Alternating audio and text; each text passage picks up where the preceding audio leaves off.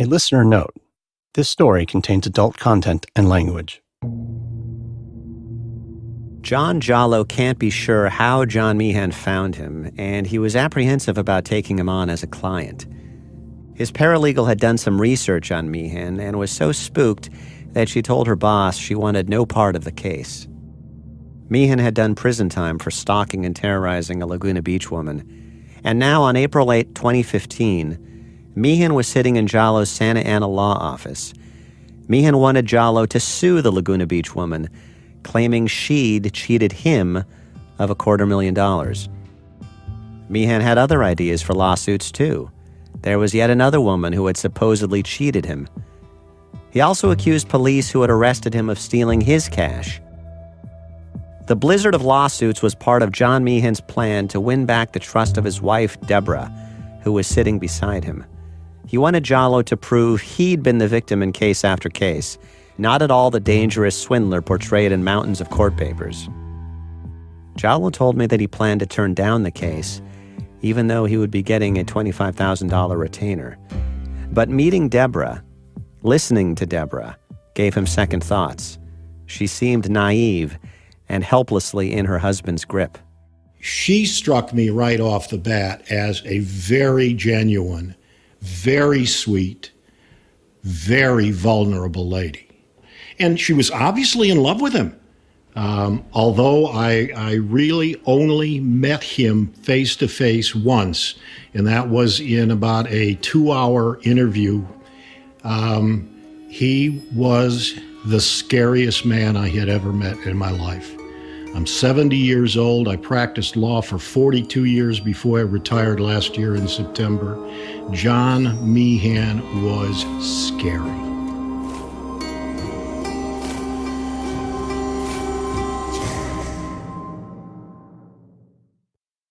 Hi, it's Christopher Goffard.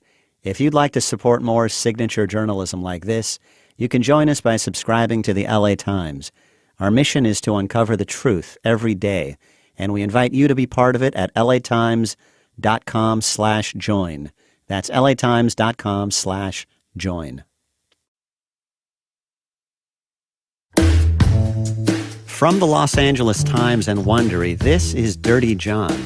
I'm Christopher Goffard.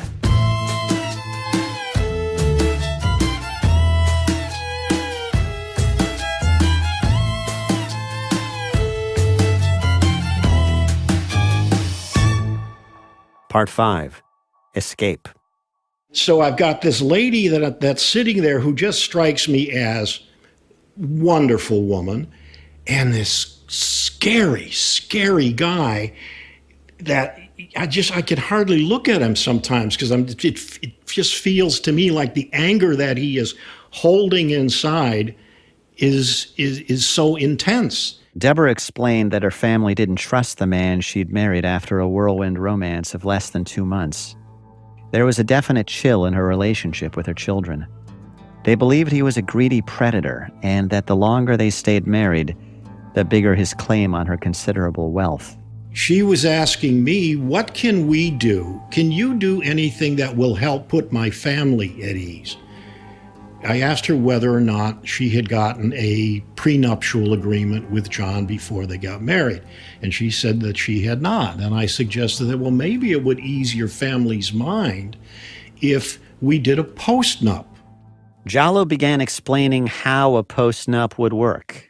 It would effectively cut John out of Debra's fortune if they split up. The strangest thing happened during the course of this 2 hours together. The more we dealt about the postnup and how it would actually go in effect, the more sulking and angry John became. Not vocally. He didn't get angry with me. He didn't say anything like, we don't need your goddamn stinking postnup, thing like that. But as we talked about it, he was like sinking down in his chair with his hands crossed in front of his chest, and he was almost scowling at me with his lips puckered and his squinty glaze. I couldn't tell you what color his eyes were, But I can tell you that as I sat across that table from him that day, they were as black as coal.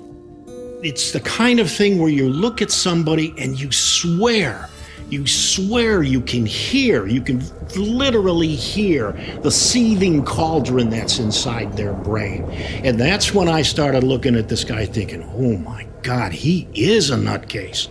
This is a dangerous man. And at one point I looked at him and said, you know, John, it's obvious that you don't like this conversation about, you know, where we're going with all of this. But John, it's obvious to me that this woman loves you and she's looking for a way to eliminate this problem that we have with her family. So I'm not here to try and hurt you. I'm not here to act as the bad guy. I'm here because this woman is in love with you and is asking for my help to try and smooth things over with her family.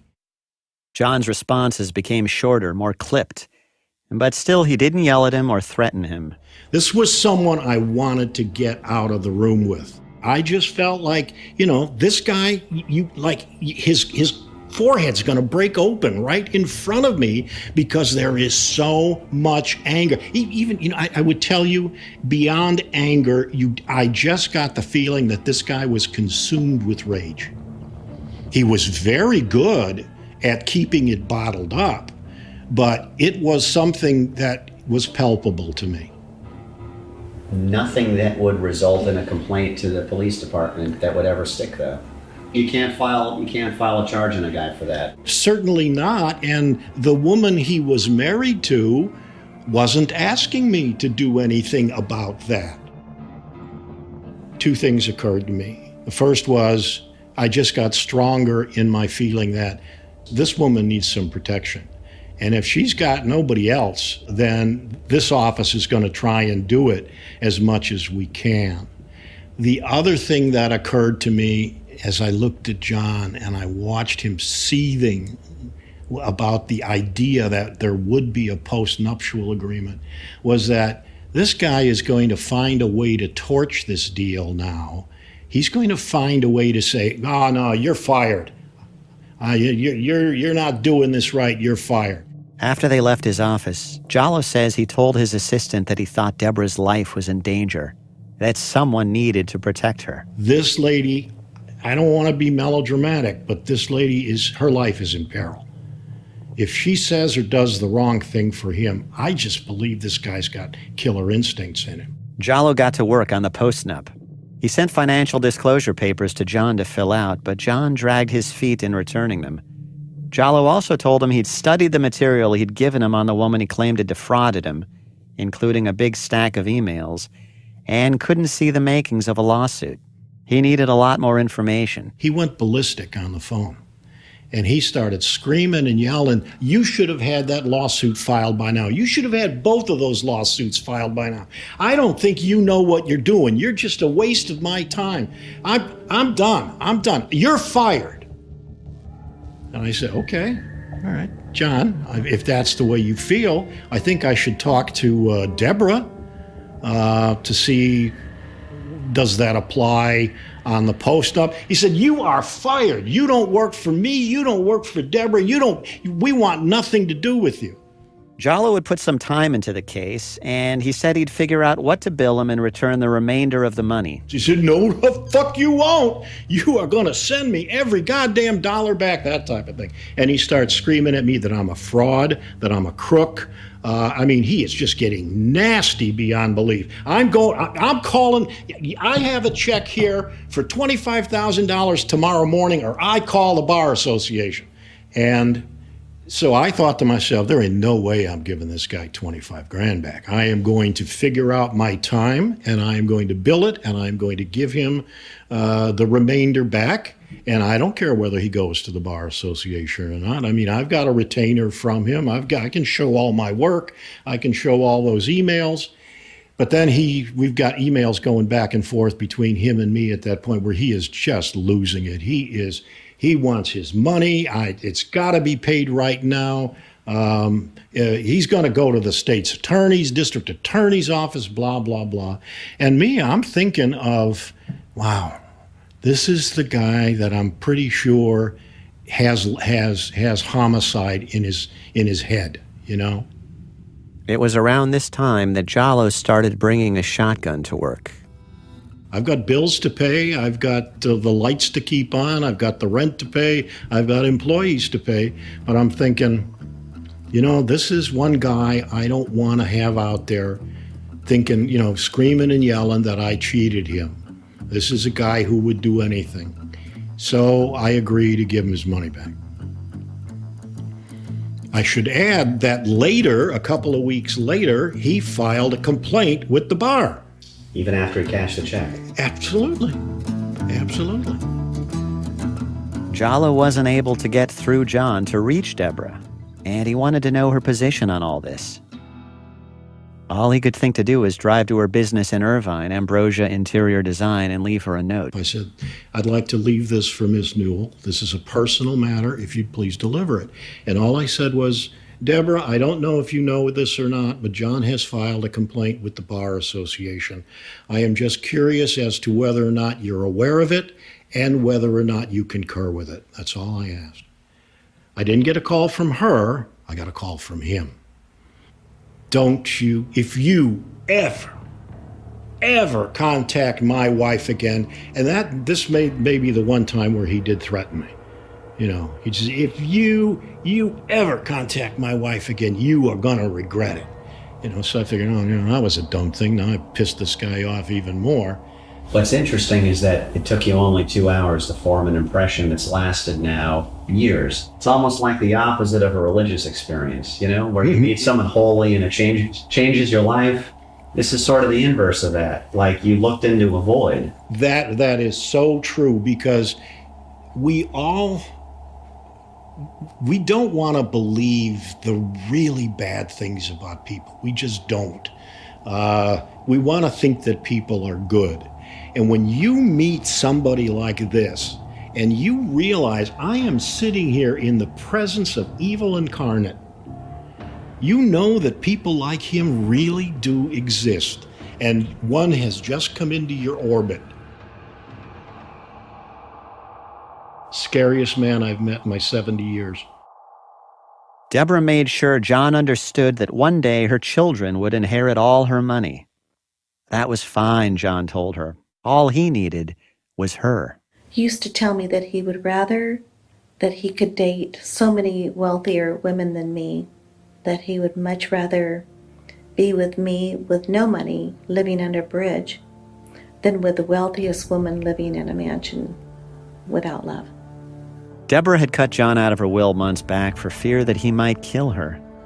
And though she went to sleep beside him and woke up beside him, it was impossible to completely banish that fear.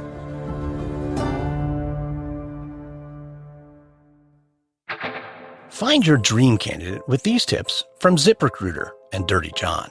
Tip: make sure your job post reflects the position honestly. It should clearly spell out the responsibilities of the position, the type of company culture you're striving to create, and what opportunities for growth the position offers. Then, you can use ZipRecruiter to post your job to over 100 top job boards with one click.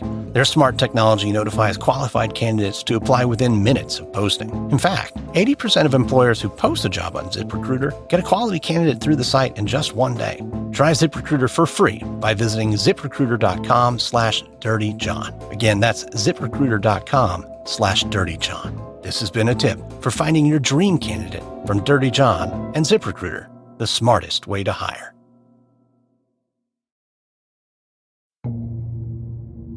Debra's kids thought it was flat out crazy that she had returned to John. And Meehan wanted her kids, particularly her 2 oldest daughters, out of her life.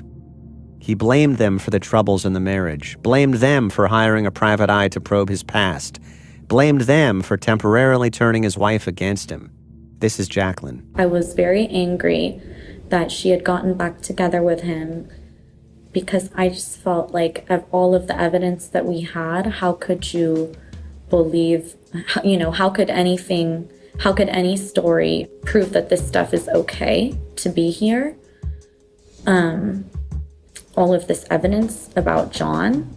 John's hatred for Debra's family did not seem to extend to Tara, Debra's youngest and quietest daughter, even though she had clashed with him. He found her the least troublesome of his stepdaughters. Tara feared him and disliked him. He was the reason she sometimes carried a pocket knife. She said she was willing to sit down with him and try to work things out, believing he would never take her up on it. Jacqueline was upset with Tara for seeming to give him a chance. Tara's a lot more like my mom, where she wants to believe the best in people rather than see any of the bad things.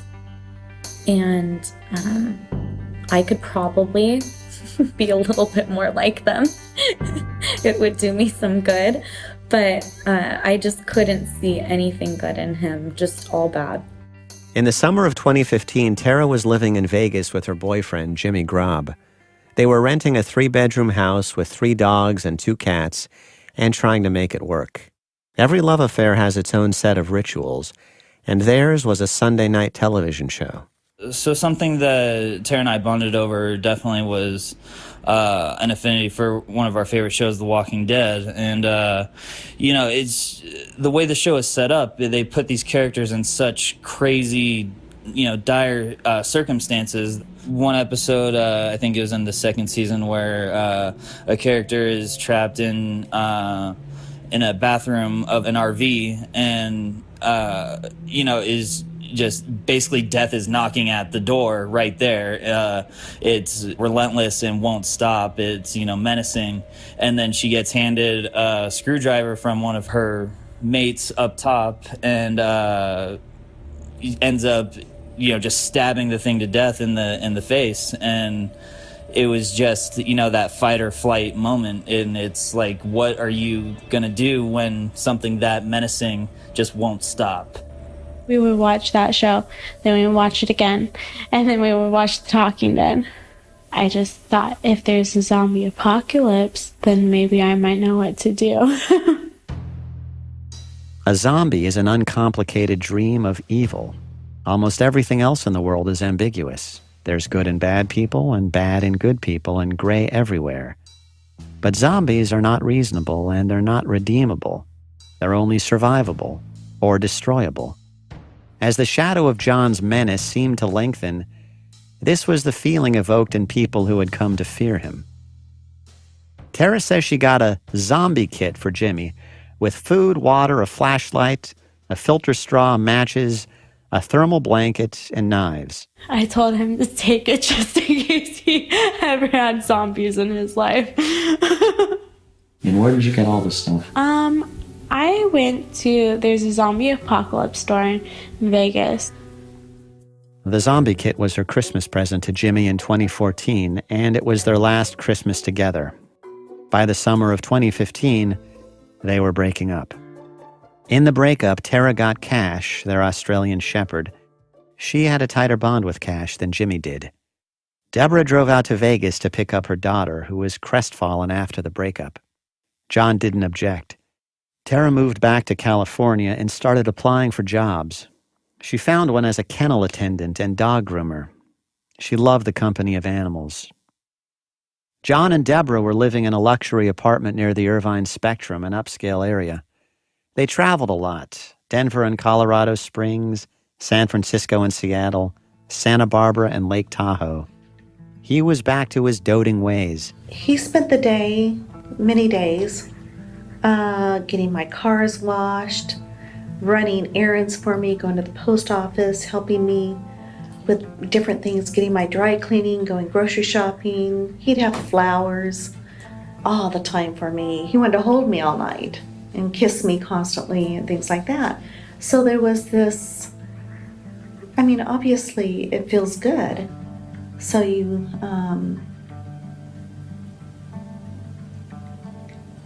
hold on to that, I think, at times.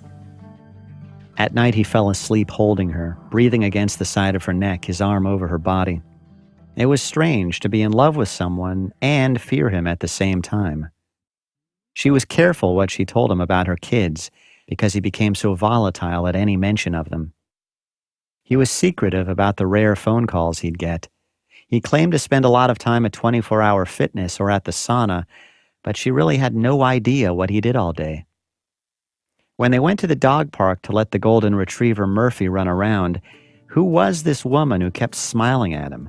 Had they shared something together? Sometimes she'd come home afraid she'd find something she didn't want to see, like John with another woman or doing drugs. And I was a little nervous going home. I didn't know what to expect. I didn't know what he was doing on his computer all day. I didn't know what he was doing. I was scared. I think that I was scared for my life and my kid's life. I'd made such a major mistake. And so what happens? Do you tell anybody? Like, hey, I need to get out of this? I didn't want anyone to worry, so I kept it to myself. I did call psychologists a few times and talk to them. What did they say? They said you need to protect yourself, so it's best not to just jump out of it real quickly, but to plan it.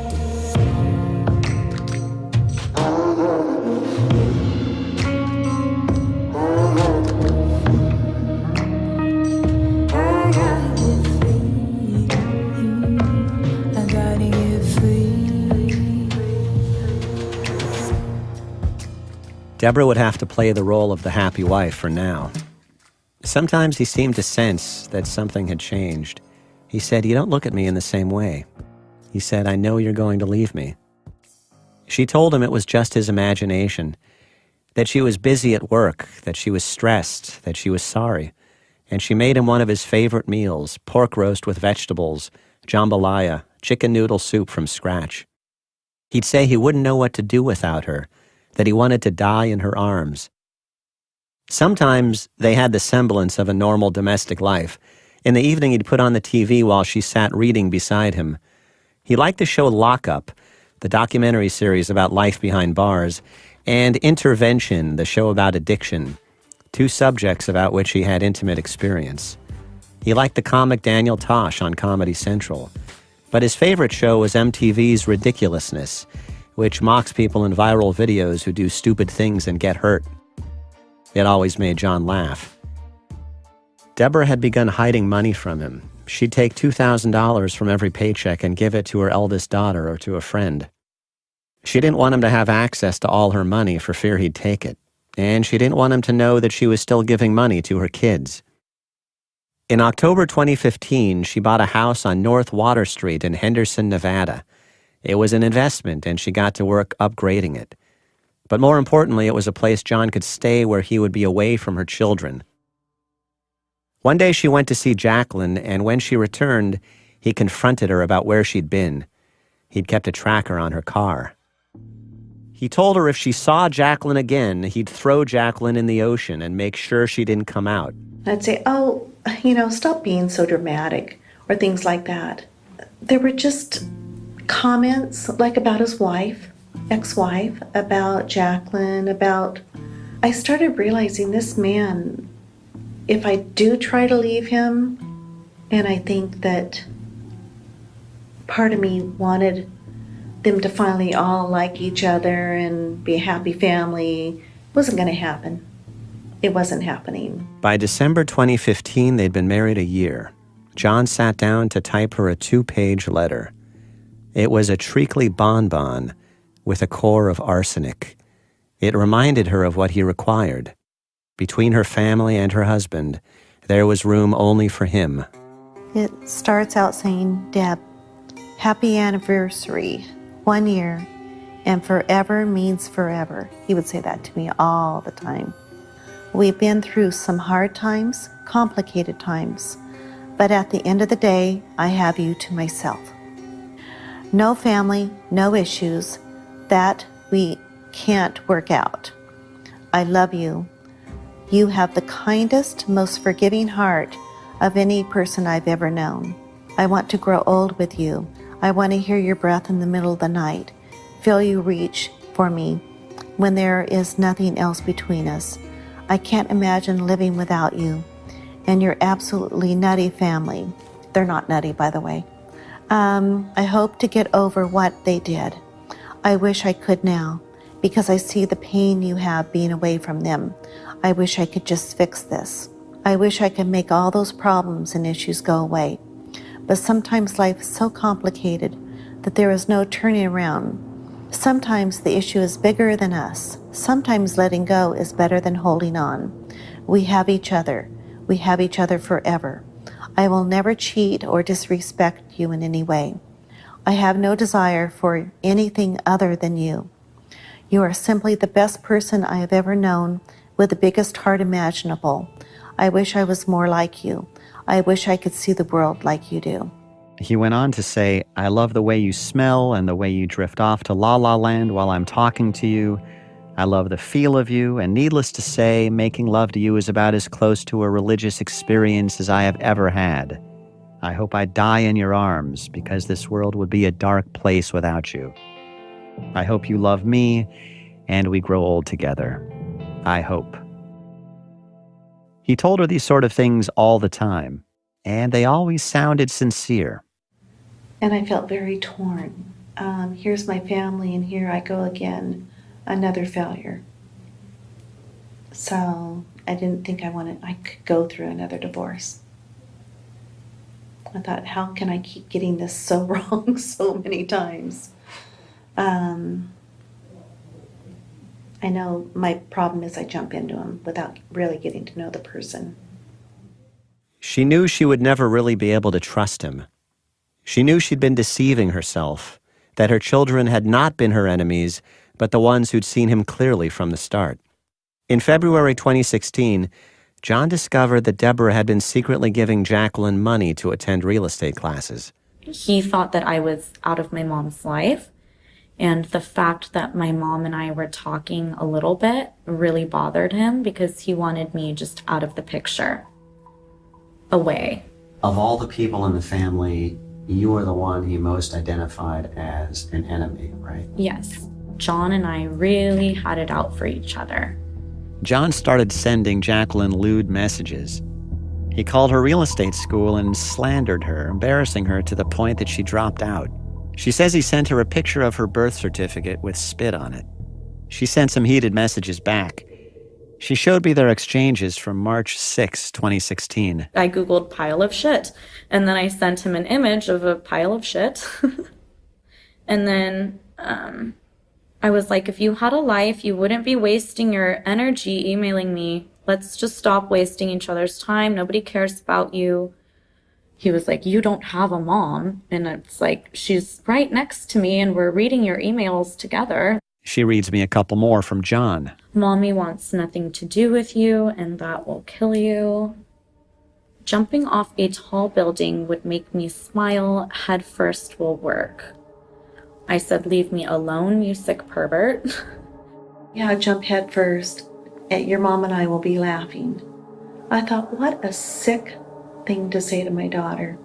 It was just the things he would say that at that point, who can be with someone like that? But I really had to protect myself and my kids. Debra had been married to John a year and 3 months at this point. She withdrew $120,000 from her bank account, hoping he wouldn't notice. She gave some money to a friend to hold, and some to a daughter. She had $30,000 stashed in the bottom drawer in a closet, banded stacks of $100 bills. Somehow he found it. He confronted her at their Orange County apartment. He put it in front of me and said, what's this? So I said, money. And he went into my accounts and said, why are you withdrawing all this money? He had been tracking all my accounts. And when he plopped that stack of cash in front of you, what did you say? It's mine. It's mine before you. Just don't want you to have it. And he says, no, everything that is yours is mine. And I said, no, anything that was mine before you is still mine. And that's when he said, and we were getting heated up. And I'm not one to even raise my voice if you know who I am. He said, hit me. Because if you hit me, I'll make sure you never get up again. I said, I'm not going to hit you. And I packed a bag and I left. And I said, I want a divorce. I'm out of here. So that was the end of the end. I think I grabbed one shoe, some of my makeup, and left. You mean one pair of shoes? No, one shoe. I'm taking stuff and I'm leaving. Debra and Jacqueline drove out to the house in Henderson, Nevada when they knew John was in California. They worried he might be monitoring them on security cameras he'd installed at the house, so they had no time to lose. He could make it there in 4 hours if he knew. Debra put tape over the camera lenses. They brought professional movers and they worked quickly, packing up Debra's stuff, stacking it into the big truck. It was March 29, 2016. Jacqueline used her iPhone to record the condition of the house as they prepared to leave, just in case John complained that they'd damaged or stolen his things. I got everything. Let's go. Yeah. I even want a video of you leaving. Let's get.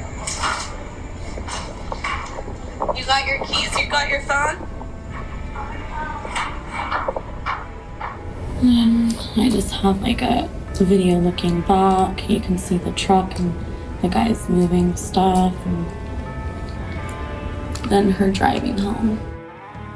Yeah, it got really ugly really fast, which I knew it would.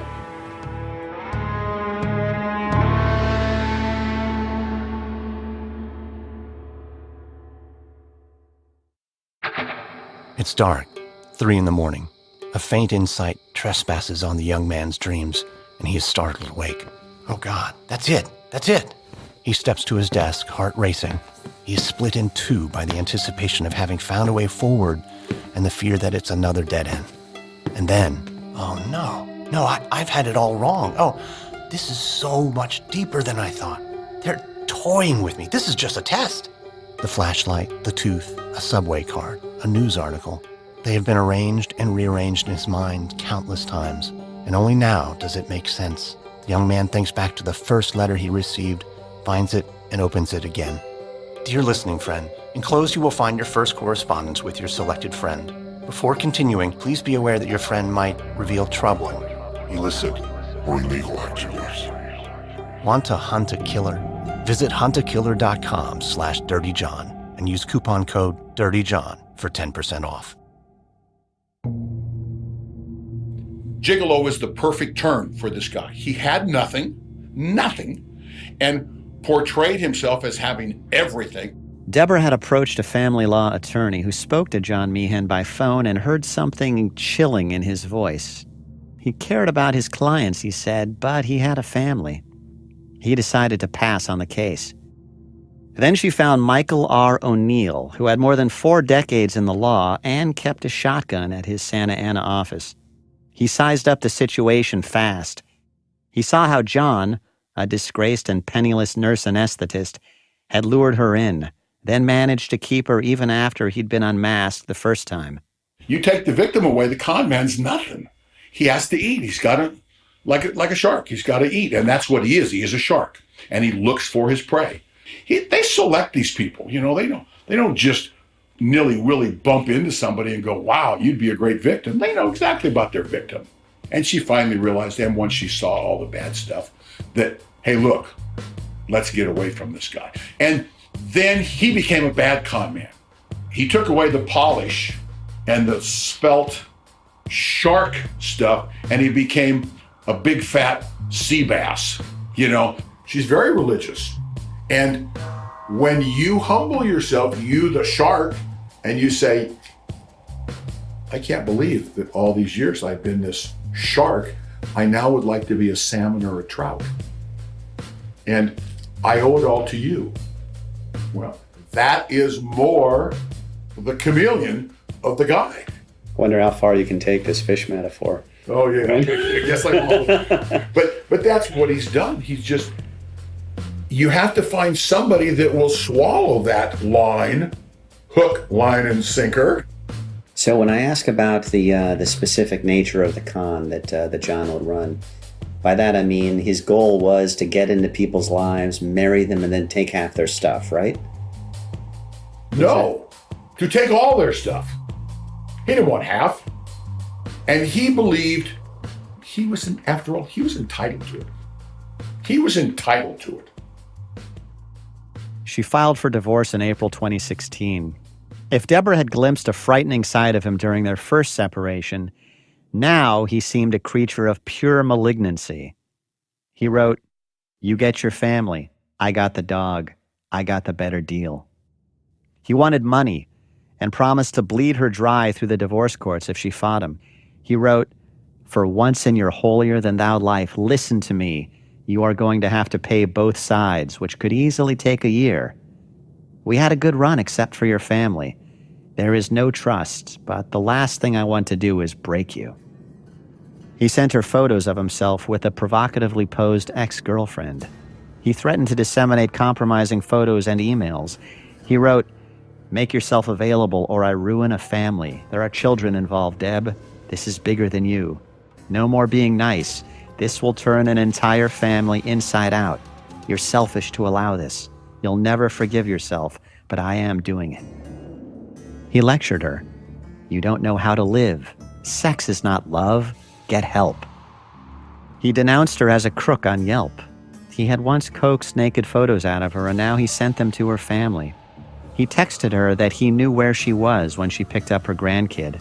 And he sent a horrible text to one of her nephews, whose mother, Cindy, Debra's sister, had been shot to death in 1984 by her husband. It was a wound that John delighted in inflaming. John wrote, "Your dad should have put one in the back of your useless head as well as your brother, just after he blew your mom's brains out all over the wall." Debra says he forged her name on $17,000 worth of checks. And he accused her of assaulting him.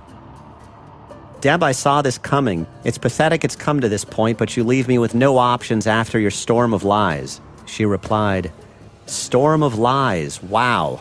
You are the expert in that area." He had brought only 3 boxes with him to the marriage, mostly old clothes. Now he wanted $7,000 a month in spousal support and $75,000 in attorney's fees. He accused her of stealing $90,000 in cash from him and $30,000 in gold coins. He complained that he was living on monthly disability checks of $558 for his bad back. John wrote, "It doesn't matter that paying support isn't what a real man demands. It's what the court feels is equitable. That's all that matters. Think, Deb. There is no alternative to this unless you start thinking. That, or you will eventually get bled dry. Be smart, Deb. You have no idea of the mistakes you made. Be smart and you'll save a fortune." "I don't trust anything you say," Debra wrote. "You're evil." She understood now how he worked. He turned everything around. He made his victims look like his tormentors. He told her she was a pathological liar. "Face it, Deb, I'm smarter than you." She replied, "Stop. Don't contact me again or I will go to the police." He had posed as her soulmate, the answer to her longings after 4 failed marriages, and now he used her past as a barb. "You think I'm going to allow your family to continue? Look in the mirror 5 times and still making the same mistakes. Now you're getting yours. Pray, Deb. Pray hard." He had turned himself into a church-going Christian and wept during sermons, knowing God mattered to her, and now he used her faith as a cudgel. "Everyone is a better Christian than you," he wrote. "Paybacks are costly and a bitch." He had rhapsodized endlessly about her beauty and promised she would never know loneliness again. And now he wrote, "You lying old bag. You'll grow old alone." He sent her a list of her clients, builders who used her interior design business, and threatened to call them twice a day. Debra brought her lawyer a stack of legal papers documenting his criminal history and his emails. She wanted a restraining order. She feared for her life. She wanted protection for herself, for her 36-year-old daughter, Nicole, her 26-year-old daughter, Jacqueline, and her 38-year-old son, Brandon. She did not list Tara, who was 24, on the request. John seemed not to be a threat to her. I mean, I submitted an inch worth of documentation. I worked day and night for like 2 or 3 days, both with Debra and without Debra, to put together the entire package. O'Neill cited more than a decade's accumulation of mayhem. The theft of hospital drugs, the Indiana Board of Nursing calling him, quote, a clear and immediate danger to the public, end quote.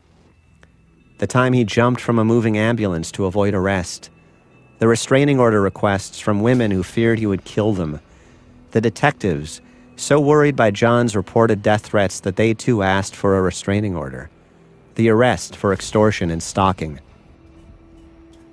But all of that wasn't enough. In order to get a domestic violence restraining order in the judicial system and family law, you have to show a couple of things. Number one, that it's an emergency. Number two, that you are in fear of your life, safety, whatever, immediately, and that the perpetrator, the alleged perpetrator, has the ability and the means to do what it is you're alleging he's going to do, which puts you in fear and apprehension. What the court said is, no, we can't do that because he hasn't laid hands on you. He hasn't hurt you physically. Plus, John lived in Henderson in another state, and there wasn't what the court thought of as fresh blood. O'Neill was surprised, but understood the court's reasoning. In retrospect, it would have been nothing more than a piece of paper, and that piece of paper wouldn't have slowed down Meehan at all. John had never been violent to Debra before. O'Neill thought his threats were probably idle. He hoped. I hadn't seen anything where he had made any overt gestures to, get hands on her. I just thought, this is a sick puppy. I mean, that was my position all along. You're just a sick son of a bitch, and that's what I thought. The judge told them they could come back in 14 days to apply for a permanent restraining order. Debra did something inadvertently to sabotage it. She says another lawyer told her she would save on legal fees if she could get John to settle. Would he accept a certain dollar amount to agree to an annulment? She misunderstood that as a suggestion to meet him, and she went to the Henderson house. She thought he looked like he'd aged a decade since she last saw him, and his weight was way down. She broached the subject of the annulment. She even said they might try to start fresh afterward with no lies. It was the only thing she could think of to say. He wouldn't hear of it. She'd promised till death do us part. He wept and said he was dying of cancer. He didn't want to die alone. How could she leave him? He told her he'd do anything to make it right. She wrote him a $10,000 check to fix the Henderson house and told him he could stay there while they figured things out. She was trying to keep him occupied and buy some time. She says she slept on a mattress on the floor that night. I'm dying, Deb, slowly dying. Please, just come up with something so we can move on. He texted her when she got back to California. I'm not doing well, Deb. I'm doing horrible without you. I need you. Because she had seen John, because she had actually spent the night at the Henderson house, her lawyer knew no judge would grant the restraining order. How scared could she be if she saw him voluntarily? I said, what were you thinking? You have completely taken away every muscle, every hammer, every degree of strength that we have to get a restraining order. You have completely vitiated that 100%. So we have no chance.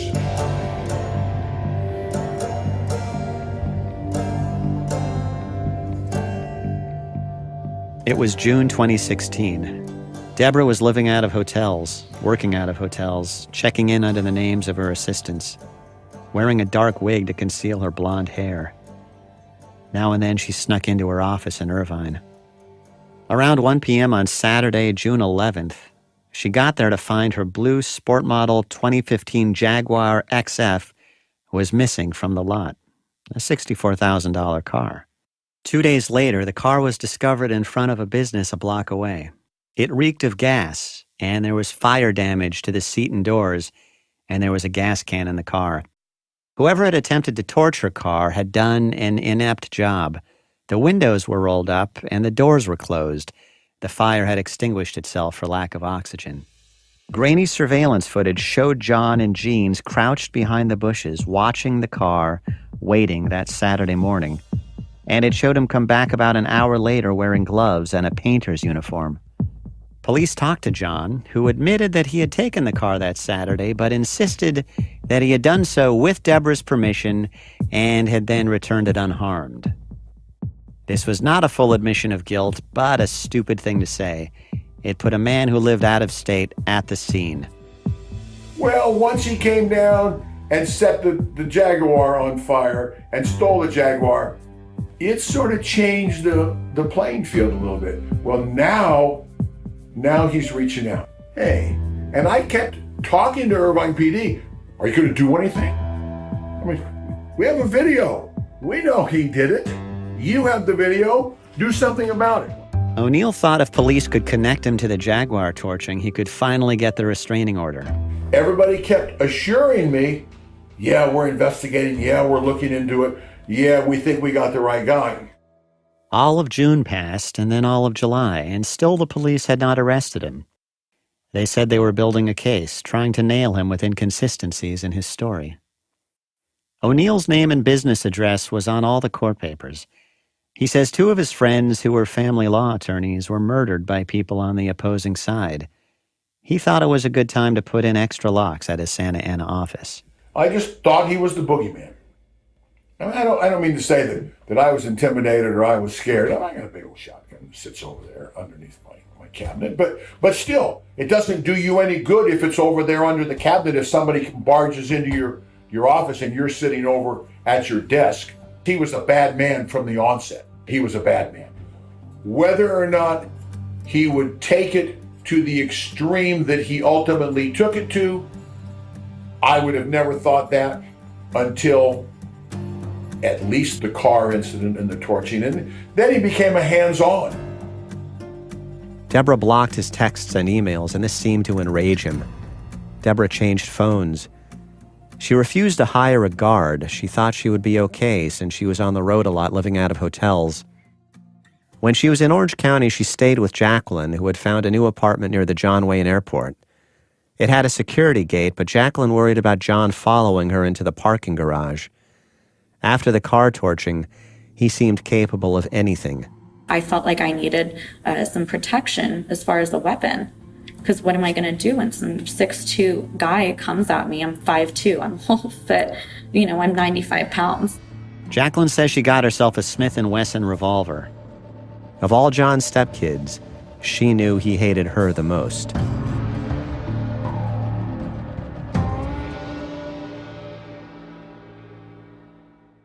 On the final episode of Dirty John.